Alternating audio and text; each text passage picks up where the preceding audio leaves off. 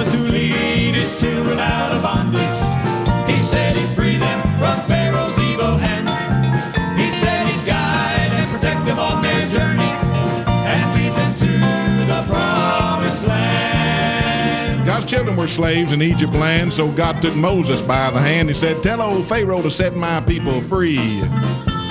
Moses began to find a way out because in his mind he began to doubt. And he said, Lord, old Pharaoh ain't going to listen to me.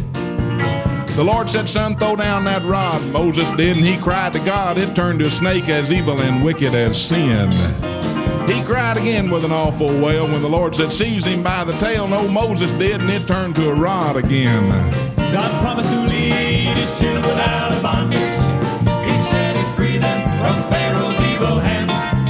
He said he'd guide and protect them on their journey and lead them to the promised land. Now the Lord said, son, I've got the power, and I'll be with you every hour. Go tell old Pharaoh to set my people free. Moses did, and the Lord helped out. He sent a plague through the land about, and old Pharaoh told him to go and let him be. So they started out with a cloud by day and a fire by night for to lead the way, when suddenly old Pharaoh decided he'd change his mind. He gathered around his soldier bands. He got all the chariots in that whole land. Said, I let them Israelites go some other time. God promised to lead his children out of bondage. He said he'd free them from Pharaoh's evil hand.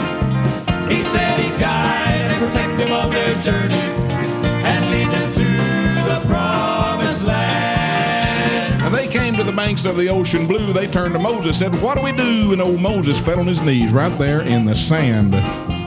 The Lord said, son, just trust in God. All you got to do is raise up that rod. Over these mighty waters stretch forth your hand. So Moses followed the Lord's command, and the waters parted, and there in the sand they saw a path that led to the other shore.